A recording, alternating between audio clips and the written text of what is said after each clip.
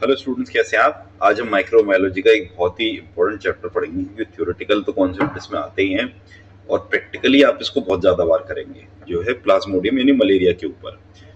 Basics हर किसी ने NEET में पढ़ा हुआ है, लेकिन कुछ इसमें डिटेल हम एक्स्ट्रा एडिशनल पढ़ेंगे। पूरा चैप्टर हम कंबाइन करके आसानी से तैयार कर लेंगे।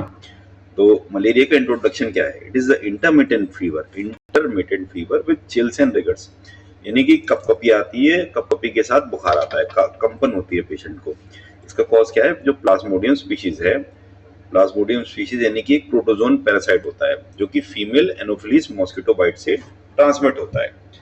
ठीक है, ये इतने खतरनाक क्यों होते हैं? क्योंकि ये ह्यूमंस के आरबीसी के अंदर जाके स्टोर हो जाते हैं और वहां से एक्ट करते हैं। कई बार ये लिवर सेल्स पर भी चले जाते हैं। क्लासिफिकेशन देख लेते हैं इनका। फाइलम है एपिकॉम्प्लेक्सा, ऑर्डर स्पोरोजोआ और जीनस प्लाज्मोडियम। स्पीशीज इसकी देखेंगे आप, species infecting humans. Plasmodium vivax, ये बिनाइन टर्शियन मलेरिया कॉज करता है। बिनाइन यानी कि नुकसान देगा लेकिन उतना नहीं। सेकेंड है प्लाज्मोडियम फैल्सिफेरम, बहुत खतरनाक स्पीशीज है और ये मैलिग्नेंट टर्शियन मलेरिया देता है जो सीवियर फॉर्म है, जो डेथ तक कॉज कर सकता है। थर्ड इज प्लाज्मोडियम ओवेले, इससे कोई ऐसी खास प्रॉब्लम नहीं होती। एंड फोर्थ इज मलेरिया, इससे क्वार्टन मलेरिया होता है। ब्लड स्पीयर में आपको क्या मिलेगा? अगर आप ब्लड स्पीयर तो आप समझ ही गए होंगे, स्लाइड पे स्लाइड रख के आपने ड्रॉप खींच दी, उसको पेरिफेरल ब्लड स्पीयर कहते हैं। तो फेल्सिफेरम में आपको रिंग फॉर्म मिलेगी और क्रिसेंट शेप गेमेटोसाइट्स मिलेंगे। ठीक है ना, यानी कि स्मॉल रिंग्स मिलेंगे आपको। कई बार उसमें डबल क्रोमेटिन भी हो सकता है और मोरो डॉट्स भी हो सकती है। रिंग फॉर्म इसका आइडेंटिफिकेशन है। और प्लाज्मोडियम विवेक्स में सारी स्टेज आपको विजिबल होंगी, रिंग, ट्रोफोजाइट, सिजोन, गेमेटोसाइट, मतलब अलग अलग स्ट्रक्चर्स आपको देखने को मिलेंगे। और इसमें आरबीसीज काफी इनलार्ज मिलेंगे, सॉफ्टनेस डॉट मिलेंगी, यानी रेड ग्रेन्यूल्स कुछ आपको मिलेंगे। और ट्रोफोजॉइड का अमीबॉइड फॉर्म आपको देखने को मिल जाएगा। लाइफ साइकिल ऑफ प्लाज्मोडियम एक बार रिवाइज कर लेते हैं। कई यूनिवर्सिटीज में पूछा जाता है, कहीं में नहीं पूछा जाता। सबसे पहले मॉस्किटो ने ह्यूमंस को बाइट किया और उससे फीमेल मतलब जो फीमेल एनोफिलीज मॉस्किटो है उसने बाइट किया और स्पोरोजाइट्स ब्लड में इंजेक्ट कर दिए। अच्छा, तीन टर्म आपको याद करने हैं, स्पोरोजाइट्स, उसके बाद बनेगा मेरोजाइट्स और उसके बाद बनेगा ट्रोफोजाइट्स। तो एस एम टी बनाकर निमोनिक आप याद कर लीजिए। ठीक है, वो लिवर में पहुंच गए। लिवर में प्री एरिथ्रोसाइटिक शिजोनी होता है, यानी कि पहले तो स्पोरोजाइट्स पहुंच के मल्टीप्लाई होंगे, मल्टीप्लाई होकर वो मेरोजोइट्स फॉर्म करेंगे। मेरोजोइट्स फॉर्म करने के बाद जब भी लिवर सेल टूटेगा, कोई भी उसमें बस्ट होगा, तो मेरोजाइट्स अंदर उसके घुस जाएगा, यानी ये प्री अटैक है। फिर मेन अटैक क्या होगा? मेरोजाइट्स आरबीसी के अंदर घुस गए। पहले तो सेल के अंदर घुसा, सेल के अंदर उसने आरबीसी के अंदर घुसकर ट्रोफोजॉइड यानी रिंग फॉर्म अपनी कन्वर्ट कर ली। यानी ये देखिए दो बार इन्फेक्ट कर रहा है और उसके बाद डिवीजन करके उन्होंने नए मेरोजाइट्स बना दिए। वही साइकिल फिर दोबारा घूमने लग जाएगी। तो जब भी आरबीसी बस्ट होंगे, पेशेंट को फीवर का अटैक होगा और ये साइकिल हर 48 से 72 घंटे में रिपीट होती रहती है। इसी की वजह से मलेरिया के पेशेंट को इंटरमिटेंट फीवर आता है कि जब भी आरबीसी टूटेंगे बेचारे की, फिर कपकपी छूटेगी, फिर उसको वो आएगी। कई बार क्या होता है, कुछ मेरोजाइट्स गेमेटोसाइट्स भी बन जाते हैं, यानी सेक्स सेल्स भी बन जाते हैं। और अगली बार जब मॉस्किटो इनको बाइट करता है तो ये सेक्स सेल्स मॉस्किटो के अंदर चले जाते हैं ह्यूमन से, और मॉस्किटो गट के अंदर सेक्सुअल साइकिल कंटिन्यू हो जाती है। तो ये जो चीज हो रही है मेरोजाइट्स की गेमेटोसाइट्स में, ये मॉस्किटो में हो रही है। अगेन मैं याद दिला रहा हूँ आपको। फिर मॉस्किटो में क्या हो रहा है? माइक्रो और मैक्रो गैमेट्स फ्यूज करेंगे, जाइगोट बनेगा, जाइगोट से ऊकाइनेट बनेगा, ऊसाइट बनेगा और स्पोरोजाइट्स बन जाएंगे नए। ठीक है ना, नए, एक तरीके नए बंदूक, नए कारतूस तैयार हो गए।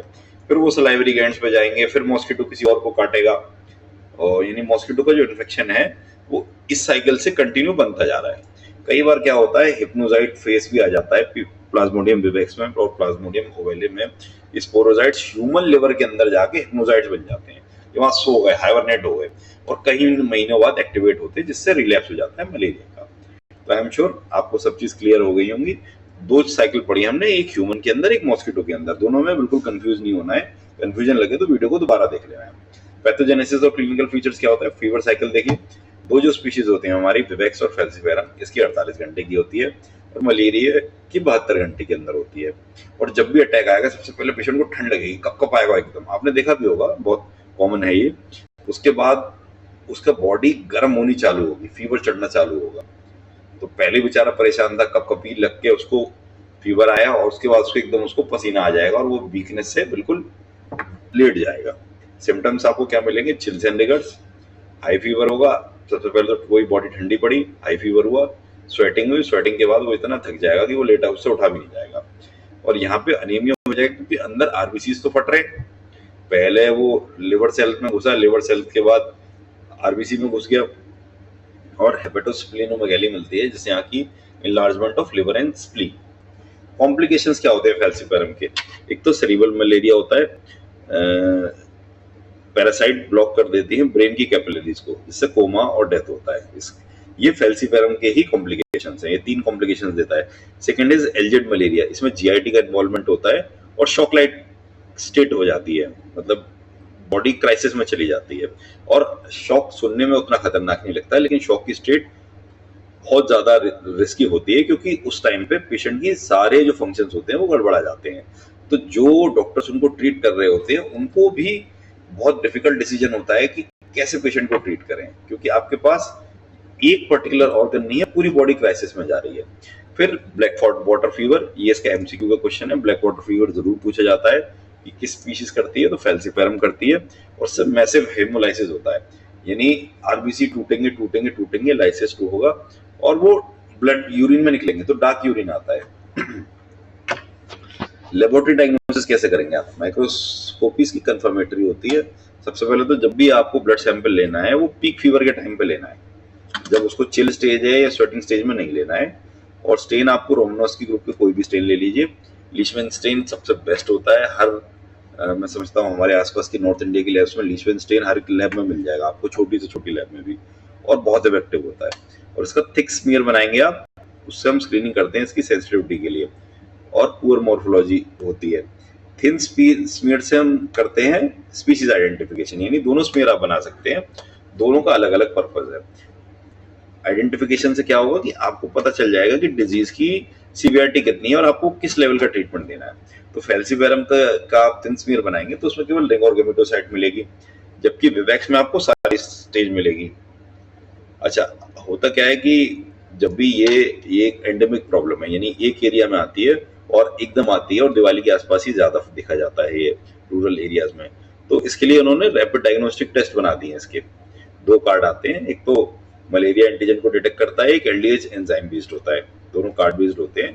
एंड कुछ नहीं से तो ये बेटर है। देखिए, माइक्रोस्कोपी को तो कोई रिप्लेस नहीं कर सकता, microbiology is completely depend upon microscopy, लेकिन माइक्रोस्कोपी इतनी टफ चीज है कि सालों लग जाते हैं इस लेवल की आइडेंटिफिकेशन स्किल लाने में स्लाइड में, क्योंकि बहुत छोटी स्लाइड है, उसमें बहुत सब कुछ आपको देखना है। तो इवन जो बहुत पुराने डॉक्टर हैं वो भी यही बोलते हैं कि माइक्रोस्कोपी से मुश्किल कुछ नहीं है। तो अगर हमको प्राइमरी स्क्रीनिंग करनी है तो आप कार्ड से कर सकते हैं। कार्ड अगर पॉजिटिव आ रहा है तब उसके बाद आप उसकी माइक्रोस्कोपी डिटेल करा सकते हैं। फिर क्वांटिटेटिव बफर कोड भी देखते हैं, क्यूबीसी टेस्ट से भी आप निकाल सकते हैं। ब्लड को फ्लोरोसेंट कैपिलरी ट्यूब में लिया, सेंट्रीफ्यूज किया, अगर पैरासाइट उसमें दिख रहा है, ठीक है, पैरासाइट कैसे दिखेगा? न्यूक्लियाई पिंक आएगा, साइटोप्लाज्म ग्रीन आएगा, तो उसका मतलब दिक्कत है।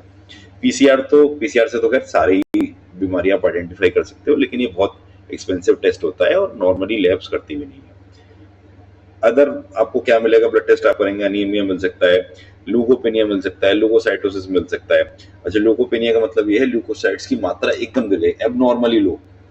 और ल्यूकोसाइटोसिस का मतलब ल्यूकोसाइट्स बॉडी में फॉर्म ही हुए जा रहे हैं, वो रुक ही नहीं रहे हैं, एबनॉर्मली हाई। तो एक बार इन दोनों की समरी टेबल देख लेते हैं।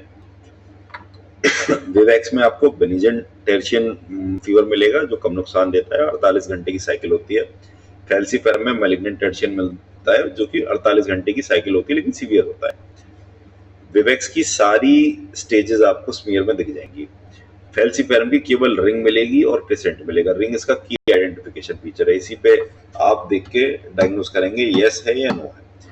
अच्छा, विवैक्स में आरबीसी बड़े मिलेंगे और फैल्सिपारम में नॉर्मल मिलेंगे। विवैक्स में शोफनर डॉट्स मिलती हैं और फैल्सिपारम में मॉरर्स डॉट्स मिलती है। विवैक्स में रिलैप्स होता है, फैल्सिपारम में नहीं होता है। अच्छा, विवैक्स के कॉम्प्लिकेशंस माइल्ड होते हैं और फैल्सिपारम के सेरिब्रल और ब्लैक वाटर फीवर, दो हमने पढ़े थे, बहुत खतरनाक होते हैं।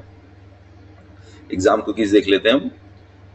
इन्फेक्टिव फॉर्म कौन सी है हमारी? स्पोरोजाइट। डायग्नोस्टिक फॉर्म हमारी मेरोजाइट है और रिंग फॉर्म मिलेगी हमें आरबीसी। वेक्टर क्या है, यानी ट्रांसमिट किससे हो रहा है? Female anopheles.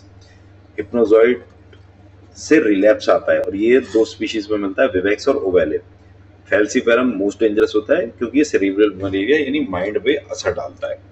थिक स्मीयर से आप डिटेक्ट करेंगे और थिन स्मीयर से आप आइडेंटिफाई करेंगे कौन सी स्पीशीज है। और HRP2 एंटीजन टेस्ट कार्ड होता है जो फैल्सीफेरम स्क्रीनिंग के लिए यूज होता है। और हमारा चैप्टर काफी अच्छे तरीके से डिटेल में हो गया है, इससे ज्यादा इसको खींचने का कोई फायदा नहीं, मटेरियल तो मेरे पास और भी है, तो इसी को आप तैयार कर लेंगे तो ये टॉपिक आपको टिप्स पे हो जाएगा। मिलते हैं नेक्स्ट चैप्टर में।